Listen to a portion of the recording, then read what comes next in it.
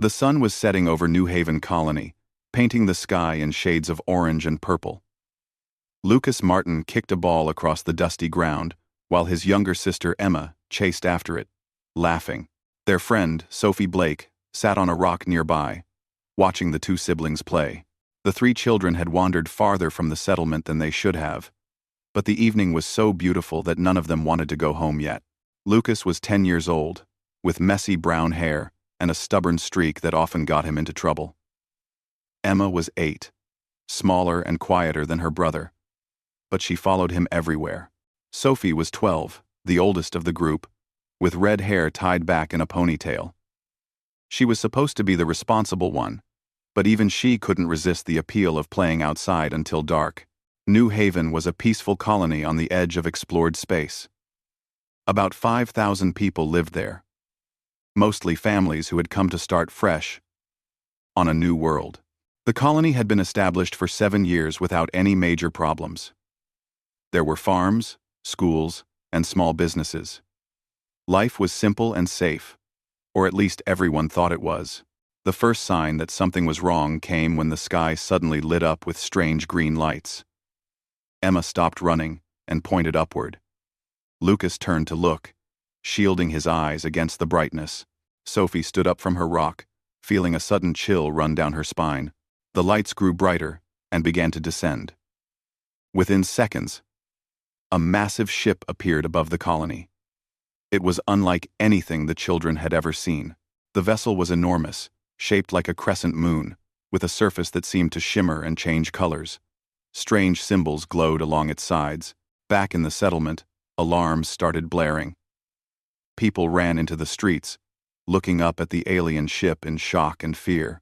The colony's defense systems activated automatically, but before they could fire a single shot, everything stopped. A wave of energy pulsed out from the ship, and everyone in the settlement froze in place like statues. Parents stood motionless in the streets. Security officers were locked in position with their weapons half raised.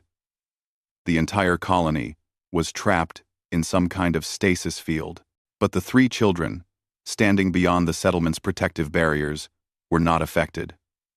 They watched in horror as the ship descended lower.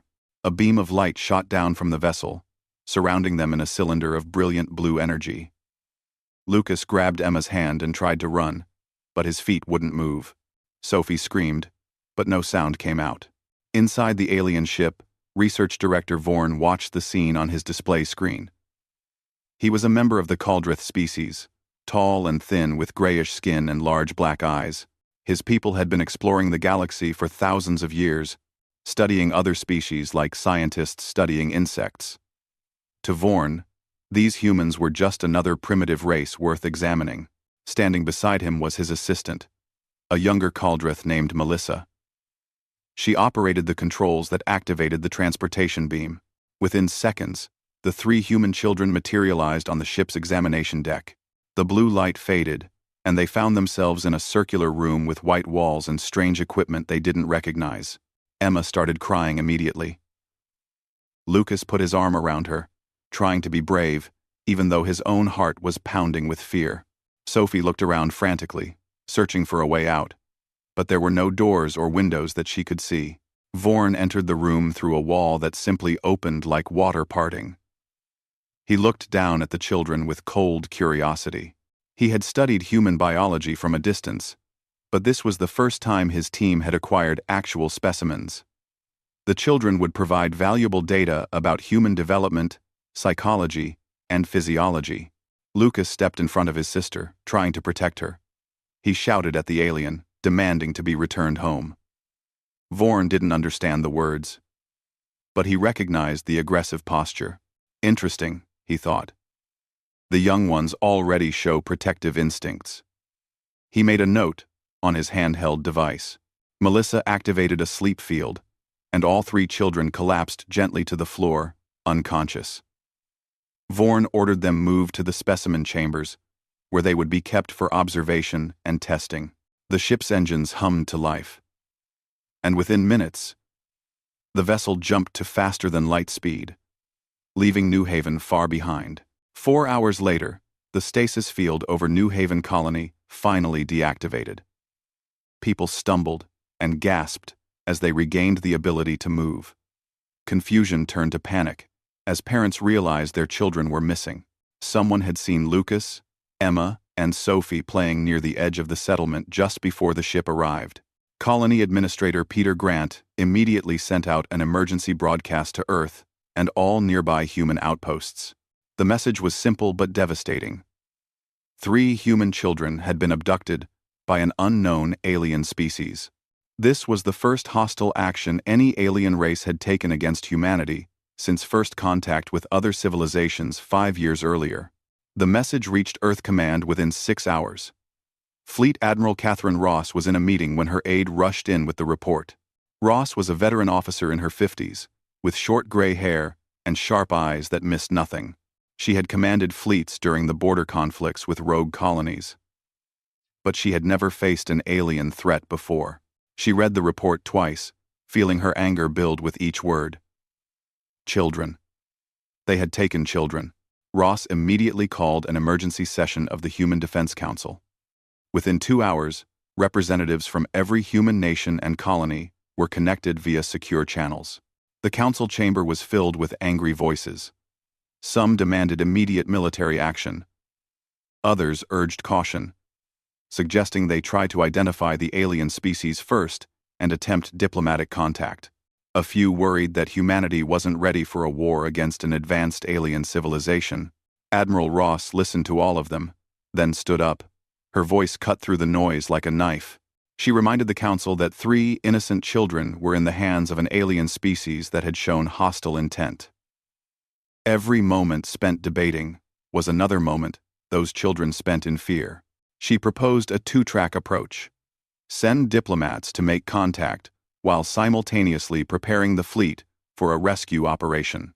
The vote was unanimous. President Helen Grant, appearing via hologram from Earth, gave her authorization. Admiral Ross would have full command of whatever forces she needed. The message to every human colony and military installation was clear. This was a priority situation. All available ships were to prepare for possible deployment. Meanwhile, Commander Jacob Hayes of the patrol ship UES Valiant was the closest military vessel to New Haven. He pushed his engines to maximum speed and arrived at the colony 12 hours after the abduction. He walked through the settlement, talking to witnesses and examining the area where the children had been taken. The ground still showed faint traces of the energy beam. Hayes recorded everything and sent a detailed report back to Admiral Ross. He also spoke with the children's parents. Lucas and Emma's mother, Claire Martin, was barely holding herself together. Their father, George Martin, had a haunted look in his eyes. Sophie's parents, Kenneth and Laura Blake, kept asking when their daughter would be brought home. Hayes promised them that the entire human fleet would do whatever it took to bring the children back safely. He meant every word. As he returned to his ship, Hayes sent a personal message to Admiral Ross. The message contained just 4 words: "They took our kids." Back on Earth, Admiral Ross stood on the observation deck of the military. Ambassador Richard Cole stood on the bridge of the diplomatic vessel UES Horizon, watching the stars streak past as the ship traveled through faster-than-light space. He was a tall man in his 60s with silver hair and a calm demeanor that had served him well in countless negotiations. But this time was different. This time, he was negotiating for the lives of 3 children. The journey to the Caldrith home system would take 5 days. Cole spent every waking hour preparing for the meeting with the Caldrith government. His team included linguists, cultural experts, and legal advisors. They studied every piece of information humanity had gathered about the Caldrith species over the past 5 years. The Caldrith were an ancient civilization, thousands of years more advanced than humanity. They had spread across dozens of star systems and considered themselves the galaxy's premier scholars and scientists. They had made contact with humanity 3 years ago, but the relationship had been distant and formal. The Caldrith had shown little interest in humans, viewing them as a young and primitive species. What troubled Cole most was the Caldrith's documented history with other alien races. Records showed that the Caldreth had a long tradition of taking specimens from less advanced species for scientific study. They operated under something they called the doctrine of scientific freedom, which essentially meant they believed they had the right to study any species they encountered, regardless of that species' wishes. Cole's deputy, a sharp young diplomat named Karen Phillips, voiced what everyone was thinking. If the Caldreth had been doing this for thousands of years without consequences, why would they stop now just because humans asked politely? Cole didn't have a good answer for that. All he could do was try. The horizon emerged from faster-than-light travel at the edge of the Caldros system. The view on the main screen took everyone's breath away. Caldros Prime, the Caldreth homeworld, was a beautiful blue and green planet surrounded by massive orbital stations. Hundreds of ships moved between the planet and its 3 moons. The level of technology on display was humbling. Cole sent a formal request for an audience with the Caldreth governing sphere. To his surprise, the response came within an hour. The Caldreth would meet with him the next day. Cole took that as a good sign, though Karen warned him not to be too optimistic. The next morning, Cole and his team took a shuttle down to Caldros Prime. The planet's surface was stunning, with towering crystalline cities that seemed to grow out of the ground like trees. The Caldreth had shaped their world to perfection over millennia. There was no poverty, no pollution, no chaos. Everything was ordered and beautiful, and utterly alien. They were escorted to the chamber of the governing sphere, a vast circular room with a domed ceiling that showed the stars above. 12. Caldreth sat in elevated seats, arranged in a circle. At the center was High Counselor Thane, the leader of the governing sphere. He was older than the other Caldreth, with darker skin and eyes that seemed to look through rather than at the humans. Cole bowed respectfully and began his prepared statement. He spoke clearly and calmly, explaining that the Caldreth had violated human sovereignty by abducting 3 children from New Haven Colony. He presented evidence of human sentience, showed recordings of human art, music, and literature, and argued that humans deserved the same respect and autonomy as any advanced species. Thane listened without interrupting, his expression never changing. When Cole finished, there was a long silence. Then Thane spoke, his voice translated by the advanced computers into perfect English. The Caldreth, Thane explained, had operated under the doctrine of scientific freedom for over 4,000 years. They had taken specimens from 47 different species during that time. It was how they had built their vast knowledge of biology, psychology, and culture. The humans were no different from any other species they had studied. Cole felt his patience being tested, but he kept his voice level. He pointed out that humans were clearly a sentient species, capable of art, reason, and technology. Taking their children against their will was not scientific study but kidnapping. Thane's response was dismissive. Every species believed itself special, he said. Every species thought it deserved unique treatment. But the Caldreth had learned that such claims were meaningless. All species were simply data points in the great catalog of life. The human children were being treated well. They would be returned unharmed once the studies were complete. Cole asked how long that would take. Thane consulted with the other council members briefly, then answered, 5 to 10 years, depending on the quality of the data collected. The children would age during that time, which would actually provide valuable information about human development. For the first time, Cole's diplomatic mask slipped. His voice hardened as he told Thane that humanity would not accept that answer. The children needed to be returned immediately, or there would be consequences. Thane actually seemed amused by that. He asked what consequences a species that had barely left its own solar system could possibly impose on the Caldreth collective. The Caldreth had technology that humans couldn't even imagine. Their ships were faster, their weapons more powerful, their shields impenetrable by human standards.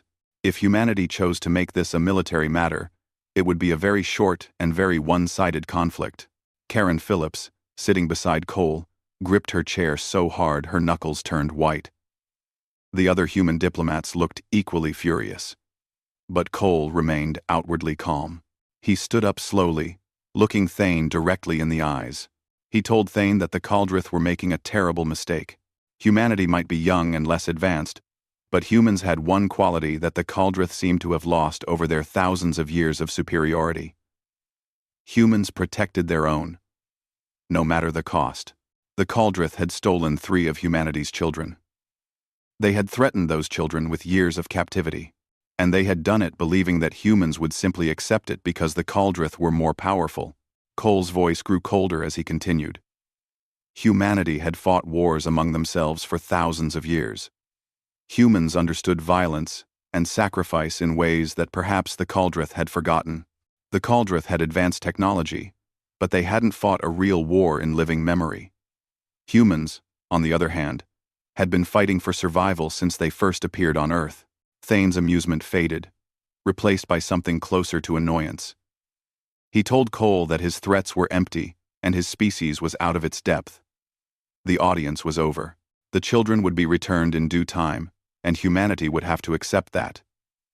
If humans took any hostile action, the Caldrith would defend themselves, and humanity would regret its foolishness.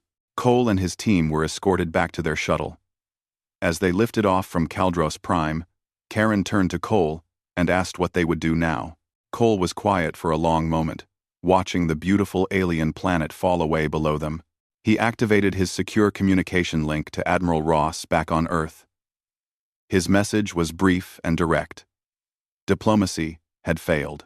The Caldrith refused to return the children and had threatened military action if humanity tried to take them back by force. The Caldrith believed their technological superiority made them untouchable. Cole added his personal recommendation. Show the Caldrith that human determination matters more than technological advantage. Show them what happens when you threaten our children. Admiral Ross received the message while in a strategy session with her senior officers. She read it aloud to the room, and the response was immediate. Every officer present volunteered their ships for the mission. Ross allowed herself a thin smile. She had expected nothing less. She contacted President Helen Grant and the Human Defense Council. The vote to authorize military action was unanimous. Operation Safeguard was officially approved. Admiral Ross would take command of the largest fleet humanity had ever assembled. As the Horizon began its journey back to human space, Cole sat in his quarters and thought about Lucas, Emma, and Sophie. Somewhere in this star system, those 3 children were scared and alone, prisoners of a species that saw them as nothing more than laboratory specimens. Cole had failed to bring them home through words, but words were not humanity's only option. Cole had seen the determination in Admiral Ross's eyes during their video briefings. He had read the reports of the fleet being assembled in the Sol system. Ships were coming from every human colony, every nation, every corner of human space. The Caldrith had made a critical error in their calculations. They had measured humanity by technology alone and found humans wanting, but they hadn't accounted for what drove humans. What made them dangerous when threatened? They hadn't understood that humans would burn down the galaxy itself, if that's what it took to protect their children. Admiral Catherine Ross stood on the command bridge of the UES Earthbreaker, watching through the massive viewport as ship after ship arrived in the Sol system. Each vessel that emerged from faster-than-light travel added to the growing armada that surrounded Earth. She had commanded fleets before, but nothing like this. This was every military vessel humanity could spare, gathered for a single purpose. The Earthbreaker itself was humanity's newest and most powerful dreadnought. It stretched nearly 2 kilometers from bow to stern, bristling with railguns, missile batteries, and energy weapons. Its armor could withstand strikes that would vaporize smaller ships. But raw power wasn't what made Ross choose it as her flagship. The Earthbreaker had the most advanced command and control systems in the human fleet, allowing her to coordinate hundreds of ships simultaneously. Captain Daniel Green approached, saluting smartly. He commanded the UES Thunderstrike, one of humanity's 6 carrier vessels. Each carrier held 200 fighter craft, and their pilots. Green reported that his ship and its fighter wings were ready for deployment. His pilots had been training non-stop for the past week, running every combat scenario they could imagine. Ross nodded her approval. She had served with Green during the colony border disputes, and she trusted him completely. His pilots would be crucial in the coming operation. They would need to be everywhere at once, protecting the larger ships while engaging any threats. Commander Lisa Ford stepped up next. She was young for her rank, only 32, but she had proven herself as one of humanity's best intelligence officers. Ford commanded a group of stealth reconnaissance ships that had already infiltrated the Caldros system. The data they had gathered was displayed on the main tactical screen. Ford's ships had mapped every orbital installation, every defense platform, every vessel in the Caldroth fleet. They had identified the research station where intelligence suggested the children were being held. It orbited Caldros Beta, the system's second planet, protected by a network of automated defense systems. Ross studied the data carefully. The Caldroth had 300 military vessels scattered across their system. They had 42 orbital defense platforms surrounding their homeworld and colonies. On paper, it was a formidable defense. But Ford pointed out something interesting. There was no evidence that any of these defenses had been tested in actual combat in the last century. The Caldroth had grown comfortable in their superiority.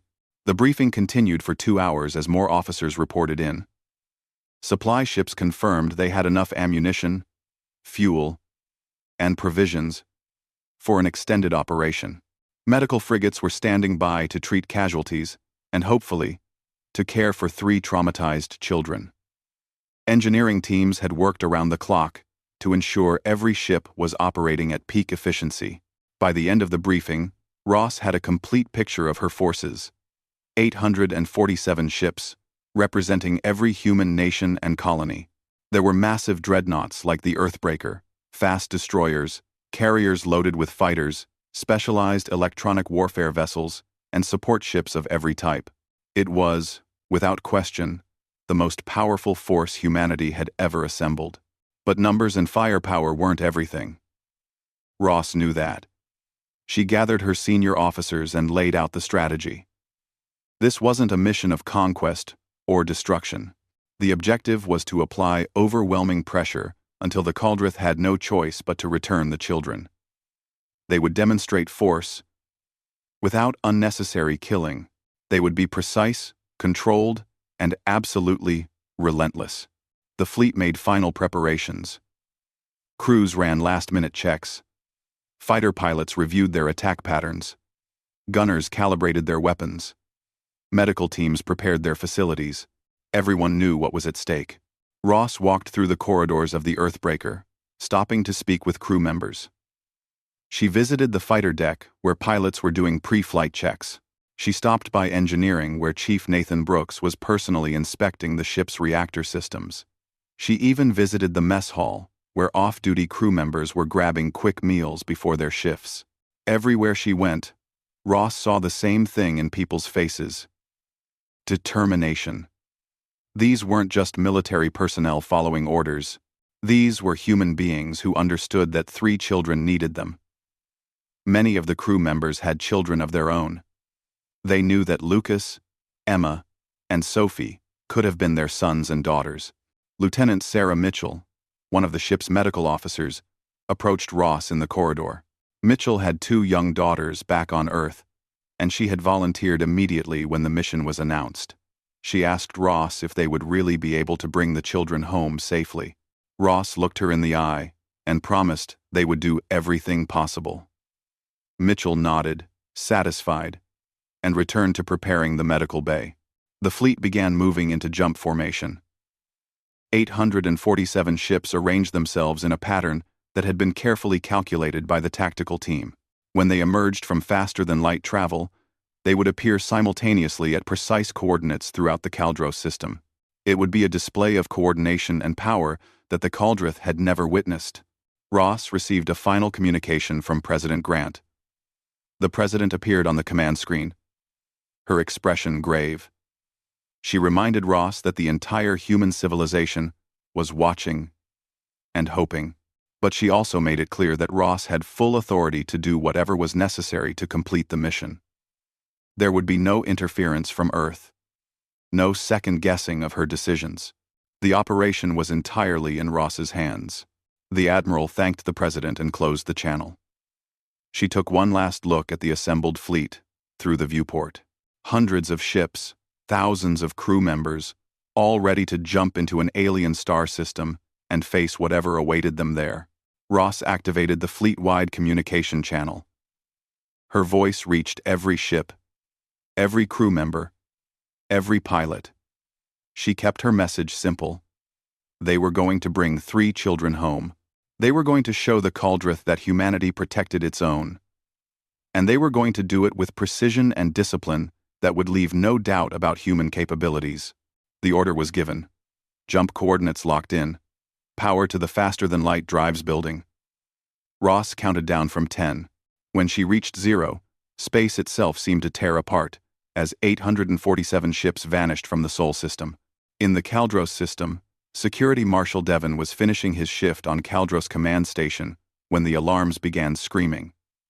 His screens lit up with contact warnings. Dozens of ships, then hundreds, appearing out of faster-than-light travel all around the system. The tactical display looked like someone had thrown stars across a map. Devon's hands shook as he tried to count the contacts. It was impossible. There were too many. Fleet Coordinator Nina rushed to his station, her face pale. She had been reviewing intelligence reports about human military capacity. According to their best estimates, humans had maybe 200 warships total. The sensors were showing over 800 vessels. The human fleet had arranged itself in a perfect sphere surrounding the entire Caldros system.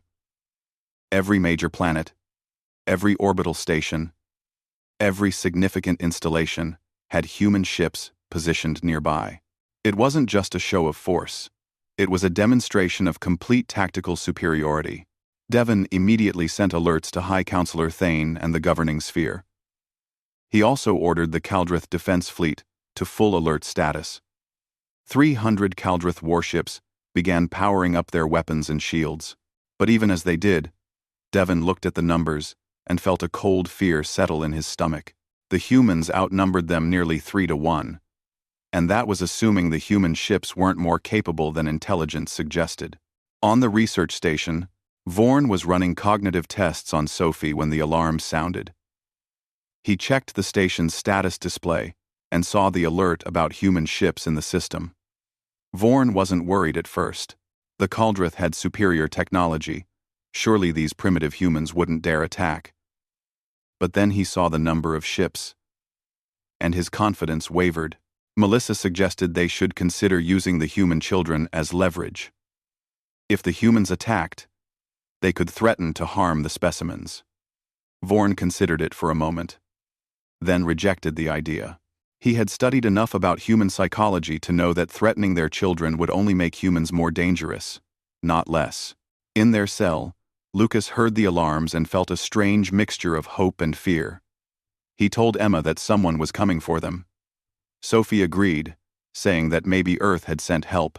The 3 children moved to the transparent wall of their cell and looked up at the stars, wondering if their rescuers were out there. Admiral Ross broadcast on all frequencies, ensuring every Caldroth in the system could hear her message. Her voice was cold and clear. She identified herself and stated the situation plainly. The Caldroth had abducted 3 human children. They had 12 hours to return the children unharmed, or humanity would systematically disable every piece of infrastructure in the system until they complied. This was their only warning. High Counselor Thane received the message in the governing sphere chambers. Around him, the other council members erupted in outrage. How dare these primitive humans threaten the Caldroth in their own system? Thane's pride burned hot.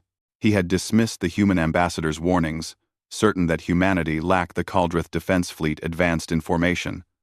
300 ships moving with the confidence of a civilization that had never known defeat. Their energy weapons charged, creating a visible glow around each vessel. Security Marshal Devon watched from Kaldros command station. His earlier fear, replaced by professional focus. He had trained for this his entire career, even if he never expected to face actual combat. Admiral Ross observed the Kaldroth approach on her tactical display. She gave a single order to her tactical officer, Commander Paul Bennett. Disable. Not destroy.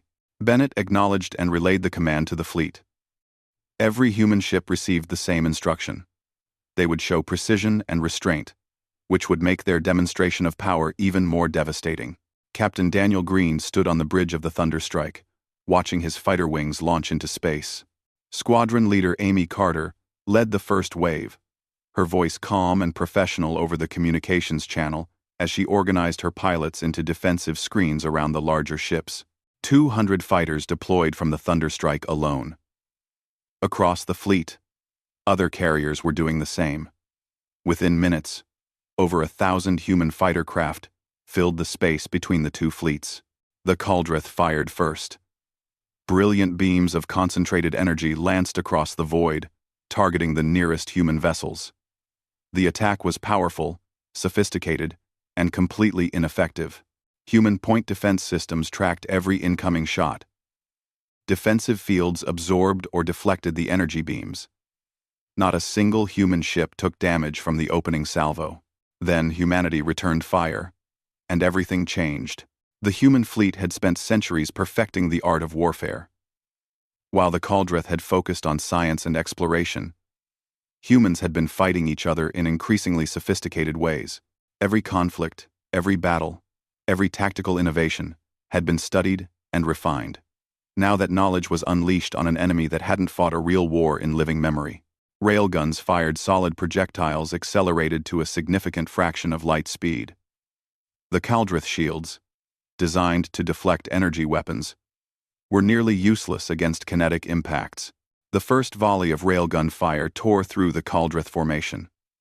Ships spun out of control as projectiles punched through their shields and disabled engines and weapon systems. Commander Bennett coordinated the assault with surgical precision. Each human ship had been assigned specific targets. The goal wasn't to create maximum destruction, but maximum disruption. A disabled ship sent a message. A destroyed ship only created debris and casualties. Electromagnetic pulse weapons activated next. Invisible waves of energy washed over the Kaldroth vessels, shutting down their sophisticated computer systems. Ships that had been maneuvering suddenly went dark, their crews scrambling to restart basic systems. The Kaldroth had built their technology on elegant efficiency, but they had never hardened their systems against EMP attacks. Humans, who had used such weapons against each other for decades, knew exactly where to strike. Squadron leader Carter led her fighters in close, weaving between the disabled Kaldroth ships. Her pilots used precision laser strikes to destroy weapon emplacements without breaching the ship's hulls. It was dangerous work, requiring split-second timing and perfect coordination. But the human pilots made it look effortless. Within 2 hours, the entire Kaldroth defense fleet was disabled. 300 ships drifted in space, their weapons destroyed, their engines offline, their systems scrambled. Not a single ship had been destroyed. The casualties among the Kaldroth crews were minimal, mostly minor injuries from impacts when their ships lost power. It was a masterclass in controlled application of force. Security Marshal Devon stared at his displays in disbelief. The Kaldroth defense fleet, the pride of their civilization, had been neutralized in less time than it took to run a standard combat drill. He sent an urgent message to High Counselor Thane, recommending immediate surrender. But Thane's pride still burned too hot. From Kaldros Prime, Thane activated the system's orbital defense platforms. These were massive weapons emplacements, each one capable of destroying a capital ship with a single shot. 42 platforms surrounded the Kaldroth homeworld, their targeting systems locking onto the nearest human vessels. If the Kaldroth fleet had failed, the platforms would succeed. Thane was certain of it. Admiral Ross had expected this response.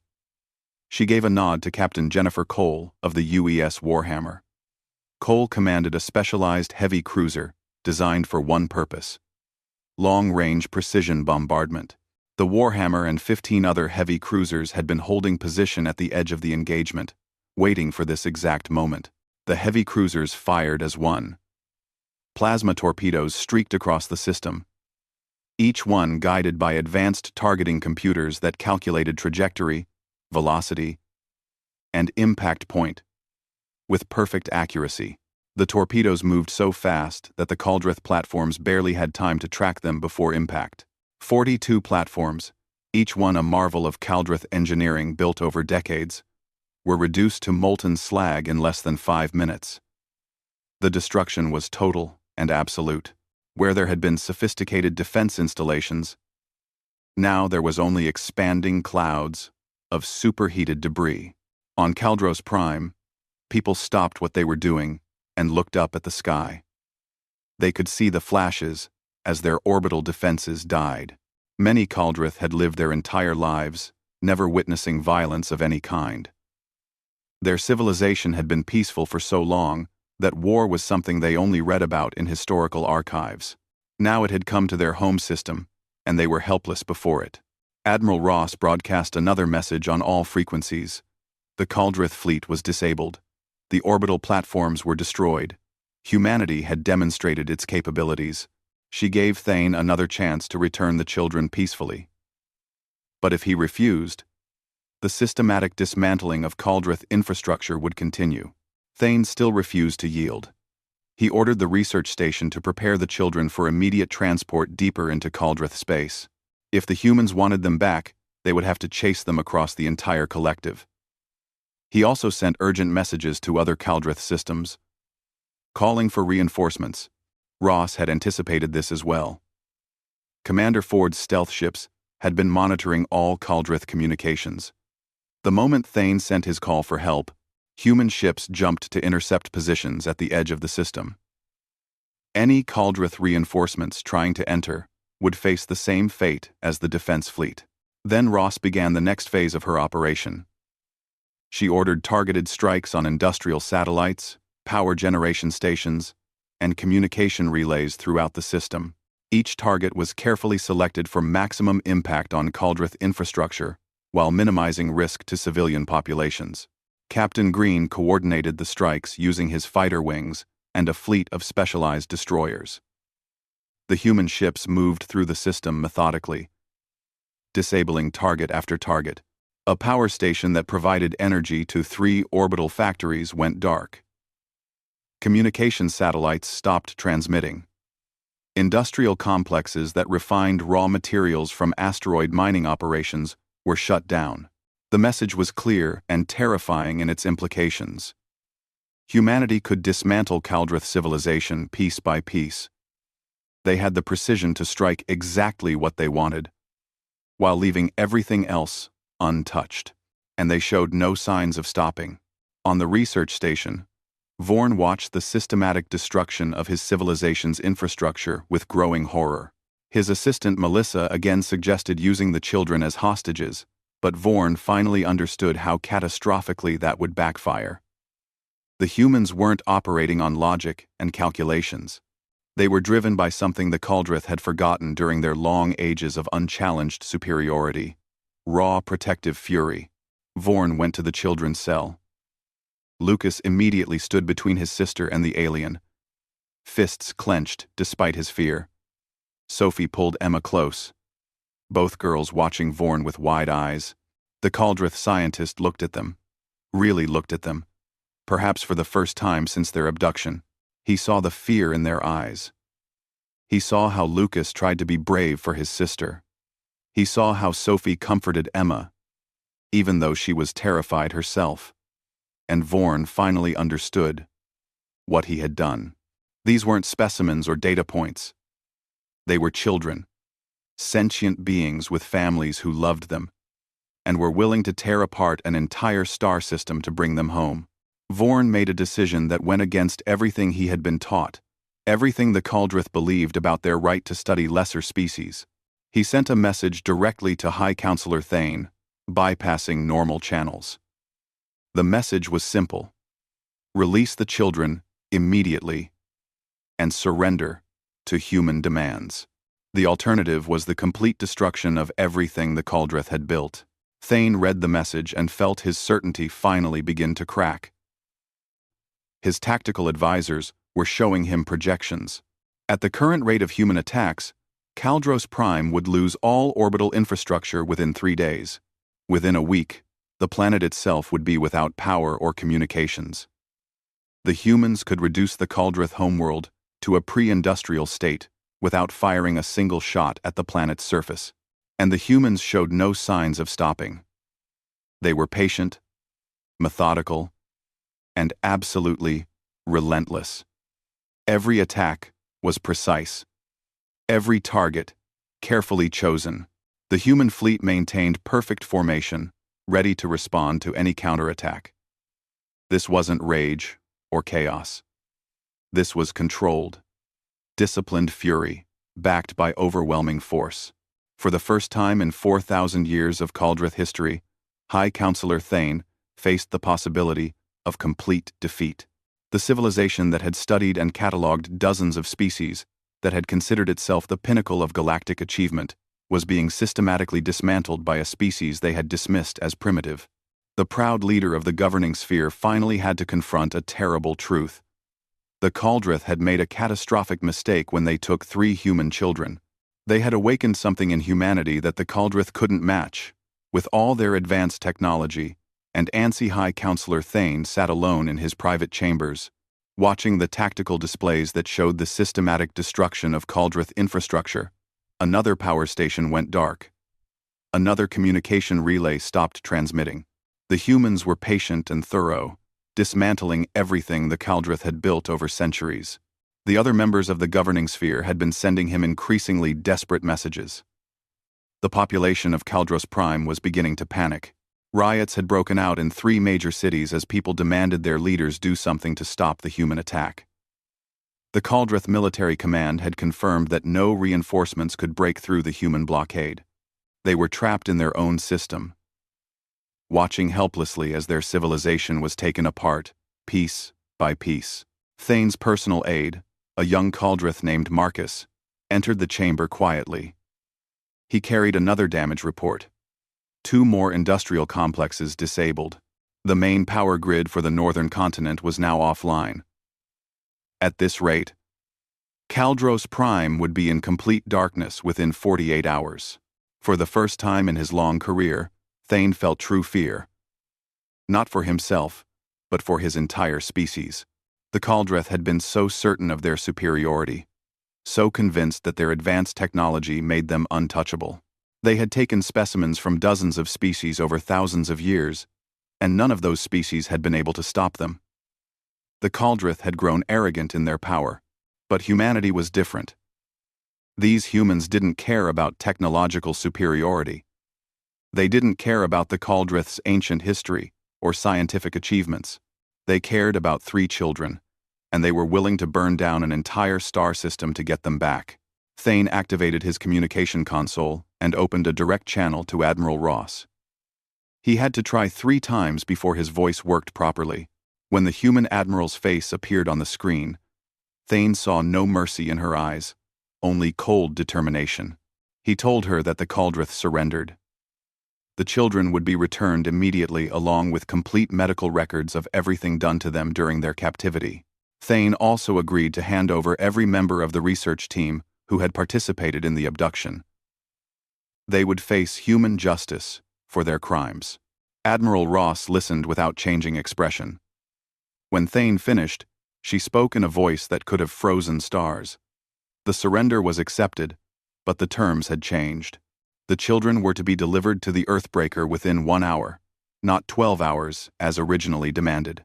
Every single person involved in their abduction, from the ship's crew to the scientists to the officials who had authorized the mission, would surrender to human custody, and the Cauldrith would pay reparations to the families of the 3 children. Thane started to object, but Ross cut him off. She reminded him that his fleet was disabled, his defenses were destroyed, and his infrastructure was being systematically dismantled. He had no leverage, no bargaining position, no options. The only thing preventing Ross from reducing Kaldros Prime to a pre-industrial world was her restraint, and that restraint would only last as long as the Kaldrith fully cooperated. Thane agreed to everything. He had no choice. After the communication ended, he sat in silence for a long time. Then, he began issuing orders. The research station was to release the children immediately. Vorn and his entire team were to prepare for transfer to human custody. Transport ships were to be ready to deliver them all to the human flagship. On the research station, Vorn received his orders. He felt a strange mixture of relief and dread. Relief that the madness would end, that the children would go home. Dread because he knew he would face severe punishment for his role in their abduction. But it was punishment he deserved. He had treated sentient children as laboratory specimens. He had dismissed their fear and suffering as irrelevant to his research. He had been wrong in ways he was only beginning to understand. Vorn went to the children's cell for the last time. He opened the door and knelt down, making himself less threatening. In his limited English, he spoke to them. He told them they were going home. Their people had come for them, and they had won. Lucas didn't trust the alien, but he saw something in Vorn's eyes that hadn't been there before. Something that looked like genuine regret. Sophie asked if they were really going home. Vorn nodded and stood aside, gesturing for them to follow. The children were escorted through the station to the docking bay. Other Kaldrith they passed stopped and stared. Some looked ashamed, others looked angry, though whether at the children or at their own leaders was unclear. Emma held tight to Lucas's hand the entire way, afraid this might be some kind of trick. At the docking bay, a Kaldrith shuttle waited. Vorn and his research team were already aboard, along with several security personnel who would ensure the transfer went smoothly. The children were given seats near the front of the shuttle, away from the Kaldrith scientists. As the shuttle launched and headed toward the massive human flagship, Sophie looked out the window and gasped. She had never seen so many ships in one place. Human vessels filled space in every direction. A vast fleet that had crossed the stars to bring them home. The Earthbreaker loomed ahead, bigger than anything Sophie had imagined. It looked powerful and dangerous and absolutely beautiful. Admiral Ross was waiting in the hangar bay when the shuttle landed. She had brought Lieutenant Sarah Mitchell and a full medical team with her. As the shuttle's door opened and 3 small figures appeared, Ross felt something release in her chest. They were alive. They were here. Mission accomplished. Emma was the first to run forward. She was crying but also laughing, overwhelmed by relief and joy. Lieutenant Mitchell caught her in a hug, checking her over with experienced hands while speaking soothingly. Lucas followed more slowly, trying to maintain the brave face he had worn for so long. Sophie came last. Looking around the hangar, in amazement, Ross knelt down in front of Lucas. She introduced herself and told him that he was safe now, that they all were. Lucas looked up at her and asked the question that had been burning in his mind since he saw the fleet through the shuttle window. Did all these ships really come just for them? Ross put a hand on his shoulder and answered honestly. Every single ship in the fleet had come to bring them home. Humanity protected its children, no matter where they were, no matter what it cost. Lucas's brave facade finally cracked, and tears streamed down his face. Ross pulled him into a careful hug, letting him cry out weeks of fear and stress. The medical team took over, gently guiding the children to the medical bay. Lieutenant Mitchell stayed with them the whole time, explaining each test and examination, making sure they felt safe. The doctors found that while the children had lost weight and showed signs of psychological trauma, they hadn't been physically harmed. The Kaldrith had at least treated them humanely in that respect. While the children were being examined, Vorn and the other Kaldrith were taken into custody. They were placed in secure holding cells, not as prisoners of war, but as criminals awaiting trial. Captain Green personally oversaw their detention, making sure they were treated correctly, but firmly. Admiral Ross returned to the bridge and broadcast a final message to the Kaldrith system. She announced that the children had been recovered safely. The human fleet would remain in the system for 72 hours to ensure full compliance with all terms. After that, a monitoring station would be established to observe Caldreth activities for the next 10 years. Any further acts of aggression or abduction would result in permanent military occupation. Ross also addressed the galaxy at large. The message was transmitted on all known channels, ensuring every spacefaring species would hear it. She explained what had happened. The Caldreth had abducted 3 human children, and humanity had responded with overwhelming force. She made it clear that this was now official human policy. Any species that threatened human children would face the full might of human civilization. There would be no warnings, no second chances, only swift and decisive action. The message sent shockwaves through the galactic community. Many species had heard of the Caldreth's practice of taking specimens, but had been too weak or afraid to challenge them. Now they watched as a relatively young species had brought the mighty Caldreth to their knees in a matter of hours.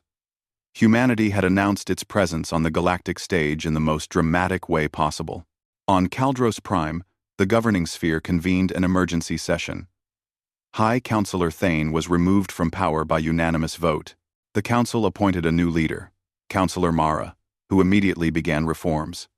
She sent a formal apology to Earth and requested the establishment of diplomatic relations on equal terms. Ambassador Richard Cole, still aboard the Horizon, received the request. He consulted with Admiral Ross and President Grant before responding. Humanity would accept diplomatic relations, but on very specific terms. The Caldreth would formally recognize humans as a sovereign species with full rights. The doctrine of scientific freedom would be amended to exclude sentient species.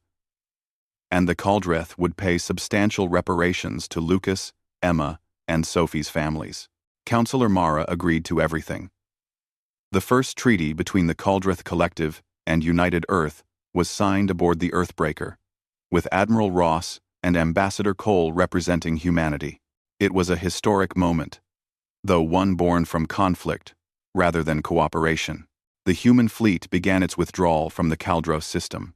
Ships departed in organized groups, returning to their home bases across human space. But a small task force remained behind, establishing the monitoring station that would watch over the Caldreth for years to come. Admiral Ross stood on the observation deck with the 3 children before the Earthbreaker departed. Emma was holding a stuffed animal that one of the crew members had given her. Lucas was wearing a junior officer's cap that Captain Green had presented to him. Sophie was asking Lieutenant Mitchell questions about how the ship's engines worked. Ross watched them and felt a deep satisfaction. These children would carry scars from their experience, but they would also carry the knowledge that an entire civilization had come to their rescue. They would grow up knowing exactly how much humanity valued each of its members. The journey back to Earth took 5 days. During that time, the children were given their own quarters, access to entertainment, good food, and constant care. Counselors worked with them to process their trauma. Slowly, they began to relax and even smile again. When the Earthbreaker arrived at Earth, the entire planet was watching. The ship docked at the main orbital station, and the children were transferred to a shuttle that would take them down to the surface. Their families were waiting at the landing site. Claire and George Martin stood holding each other, barely breathing as they waited to see their children again. Kenneth and Laura Blake stood nearby, equally tense. When the shuttle landed and the door opened, time seemed to slow.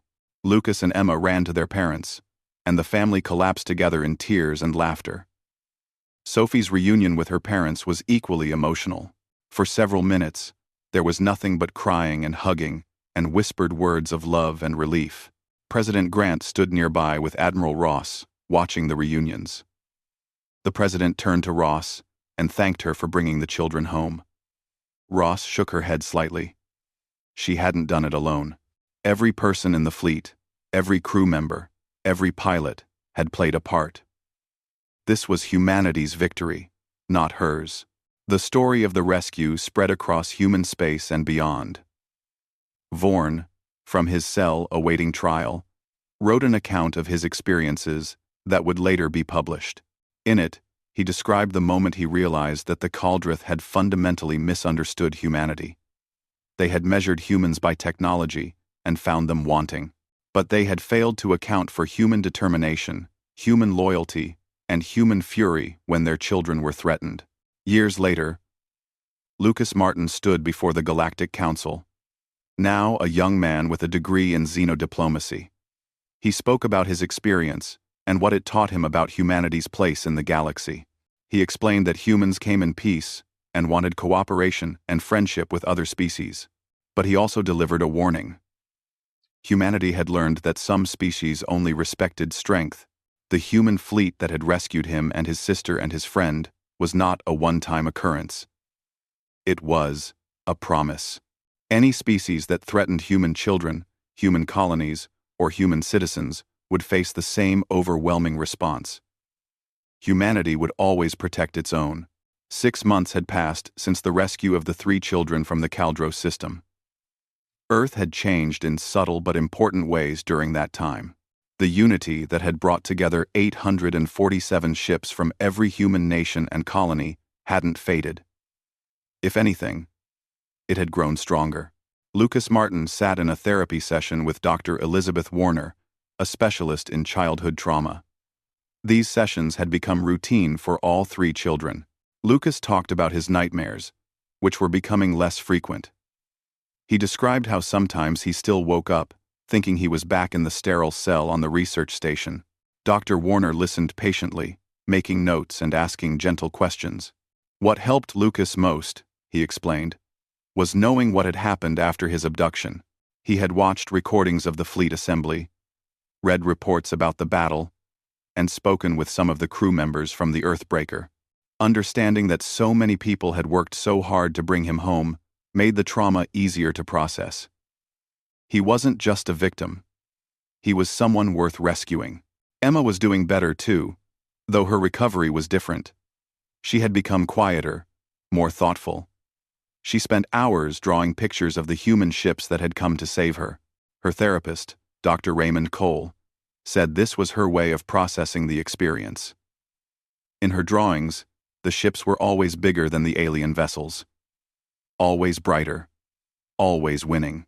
Sophie Blake had thrown herself into learning everything she could about space, ships, and military strategy. She told anyone who would listen that she was going to join the fleet when she was old enough. She wanted to be like Admiral Ross, like Captain Green, like all the people who had risked their lives to bring her home. Her parents were both proud and worried, but they supported her dream. The 3 families had become close friends during the ordeal. The Martins and the Blakes now lived in the same neighborhood on Earth, having relocated from New Haven Colony. They got together for dinner every week, and the children played together the way they had before the abduction. It was their way of reclaiming the normalcy that had been stolen from them. Meanwhile, the trial of Vorn and the Caldrith research team was underway at the International Criminal Court.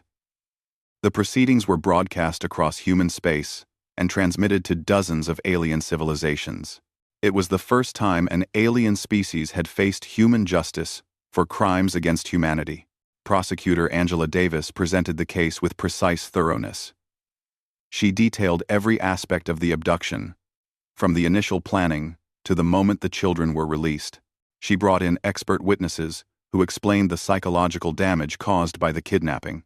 She showed recordings from the research station that documented how the Caldrith had treated the children like laboratory animals rather than sentient beings. Vorn sat in the defendant's box, listening to the testimony. He had refused legal representation at first, saying he deserved whatever punishment humans deemed appropriate, but the court had assigned him a public defender anyway. A lawyer named Christopher Hayes, who took his job seriously despite personal feelings about the case.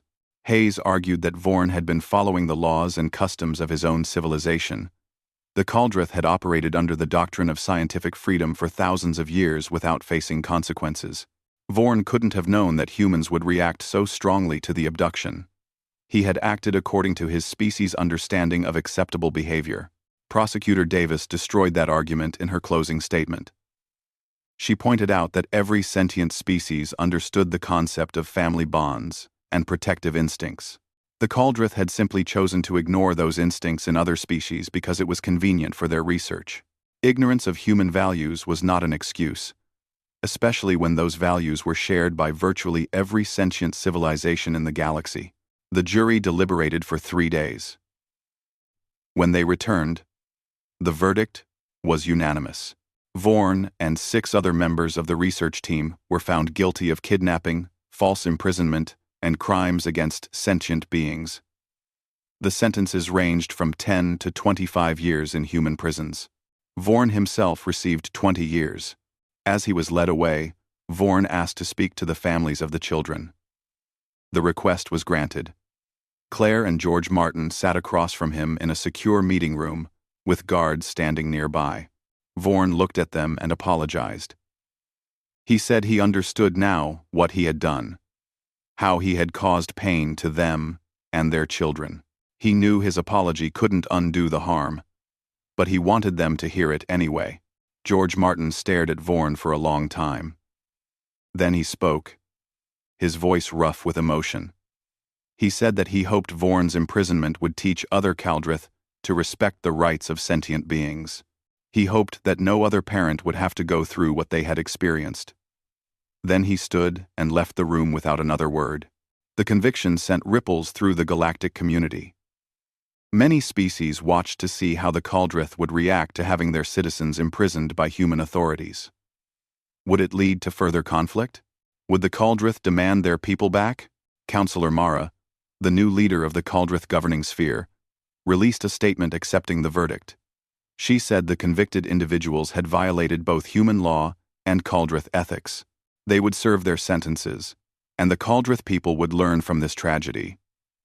The statement marked a fundamental shift in Caldrith culture, one that would continue for years to come. Ambassador Richard Cole was now permanently stationed on Caldros Prime, overseeing the development of human-Caldrith relations. He worked with Counselor Mara on a comprehensive treaty that would govern interactions between the two species. The treaty included provisions for cultural exchange, scientific cooperation, and most importantly, strict protections for sentient beings of all species. The Caldrith were also paying reparations as promised. Each of the 3 families received substantial financial compensation.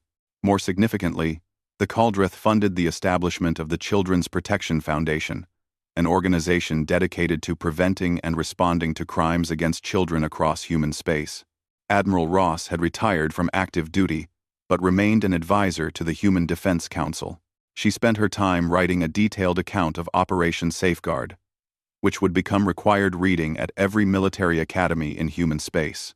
The operation had shown the importance of coordination, precision, and overwhelming force in achieving strategic objectives. Captain Daniel Green received a promotion to admiral and took command of the expanded carrier fleet. He implemented new training programs based on lessons learned during the Caldros operation.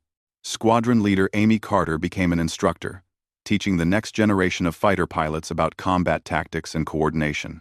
Lieutenant Sarah Mitchell continued her work as a medical officer, but she also volunteered at the Children's Protection Foundation.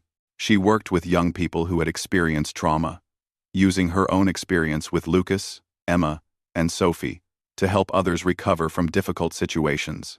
The human fleet itself had been transformed by the operation. Seeing what could be accomplished when humanity worked together, the various nations and colonies agreed to create a unified command structure. The United Earth Fleet became more than just a name. It became a true coalition force that could respond to any threat against human interests. President Helen Grant stood before the United Nations Assembly and proposed the Human Rights Protection Act, which had been drafted in the wake of the Caldros incident.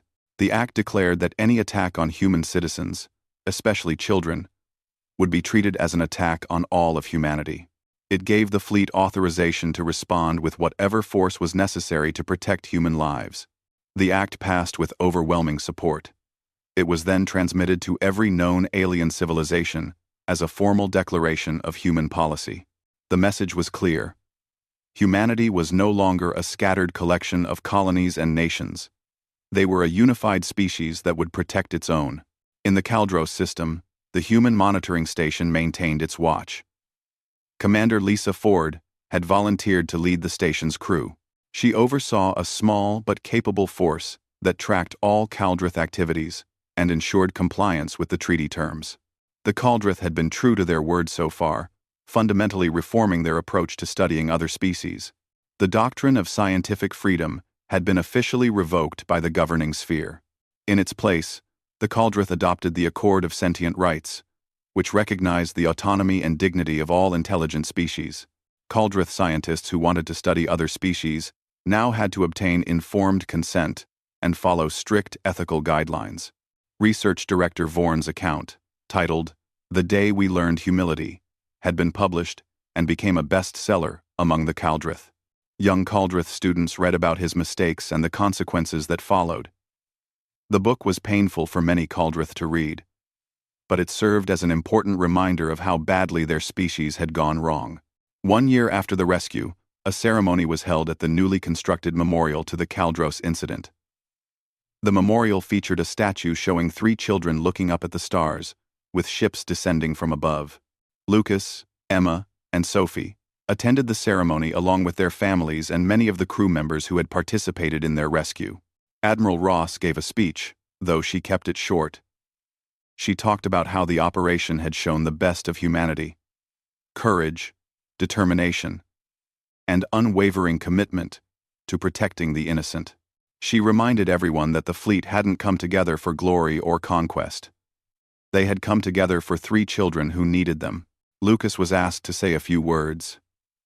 He stood at the podium, much taller now than he had been a year ago, and looked out at the crowd.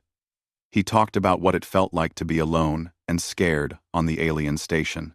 He talked about how he had tried to stay strong for Emma and Sophie. And he talked about the moment when he learned that the entire human fleet had come to rescue them. He said he used to think that being important meant being powerful or famous. But he had learned that in humanity's eyes, every child was important. Every person mattered. The fleet hadn't come because Lucas, Emma, and Sophie were special. They had come because protecting children was what humans did. It was who they were. Emma and Sophie stood beside Lucas throughout his speech. When he finished, all 3 children joined hands and looked up at the memorial statue. It was strange seeing themselves immortalized in metal and stone, but it also felt right. Their story had become bigger than just them. It had become a symbol of what humanity stood for. In his prison cell, Vorn watched a recording of the ceremony. He had been given access to educational materials and news broadcasts as part of his rehabilitation.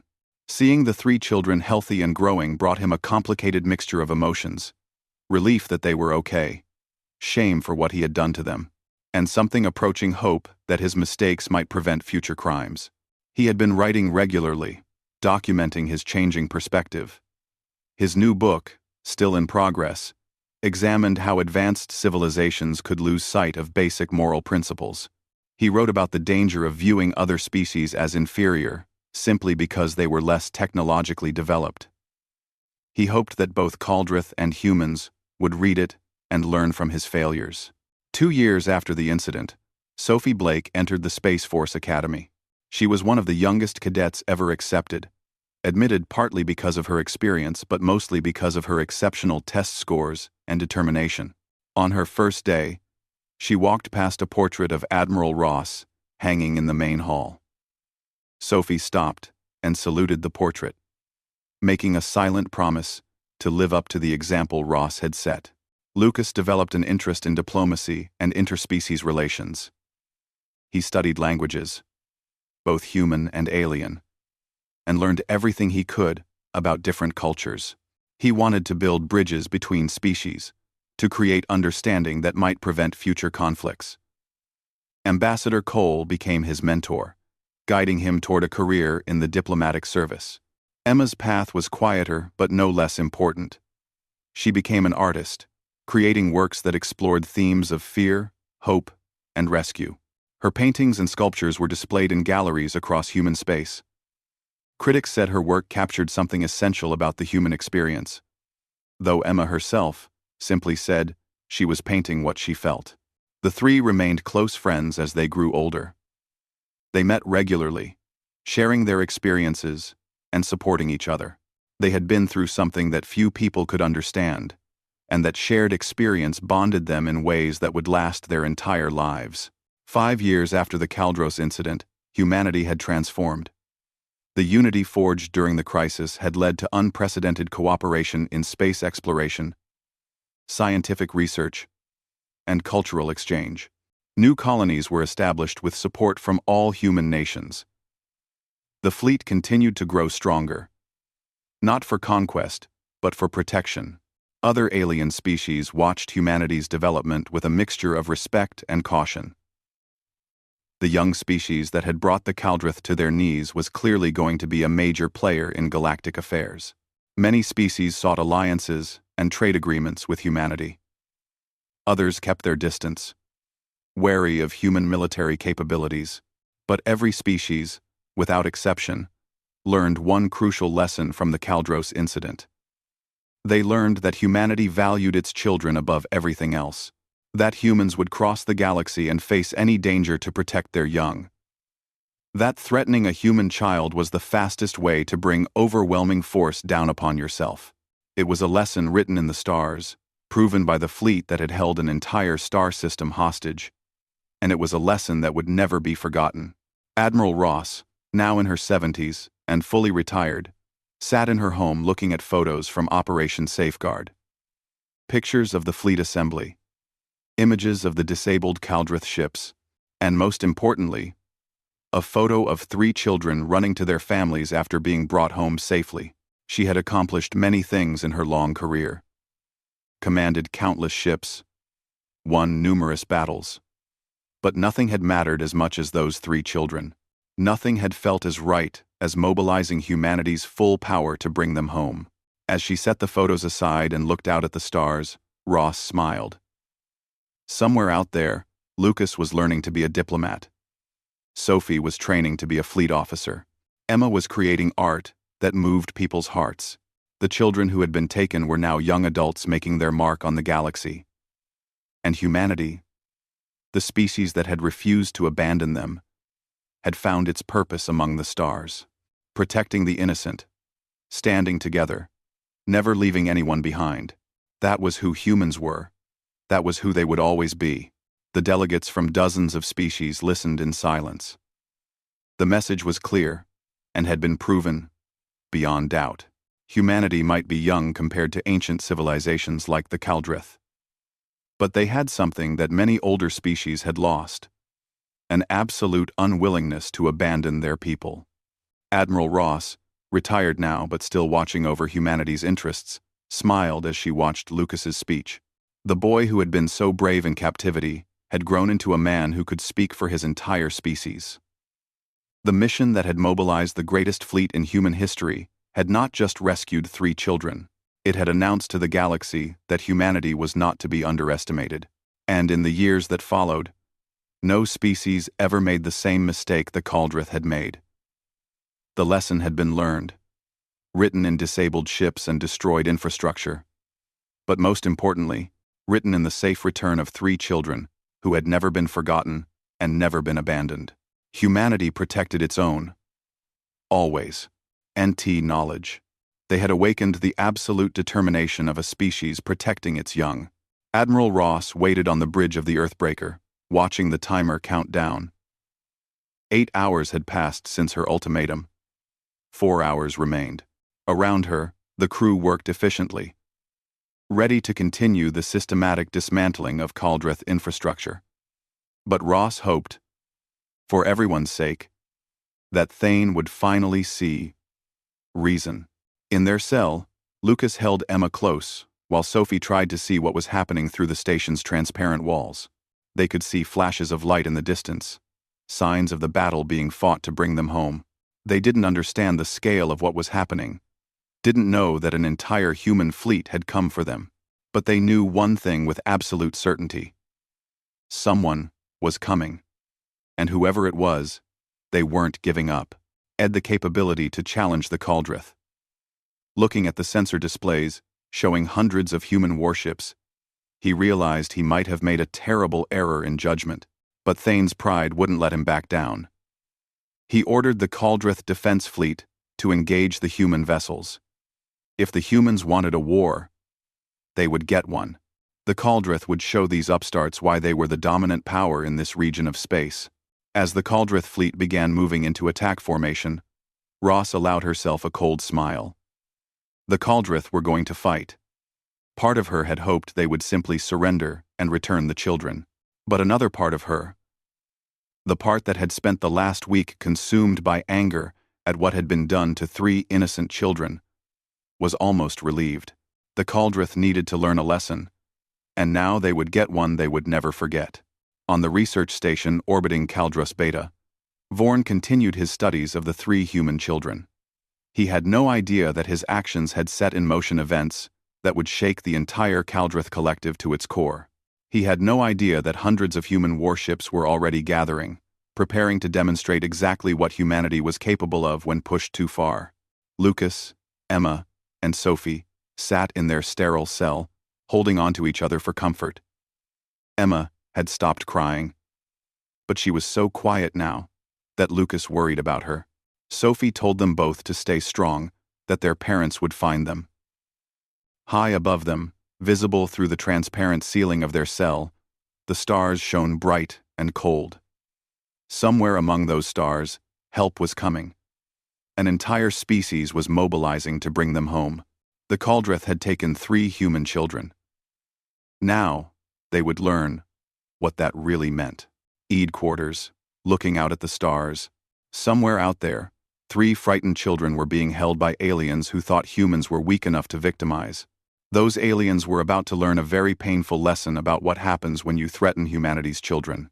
Ross activated her command console and began issuing orders. The fleet would assemble. Humanity would find out who took those children. And then humanity would show the galaxy exactly what humans were capable of when their families were threatened.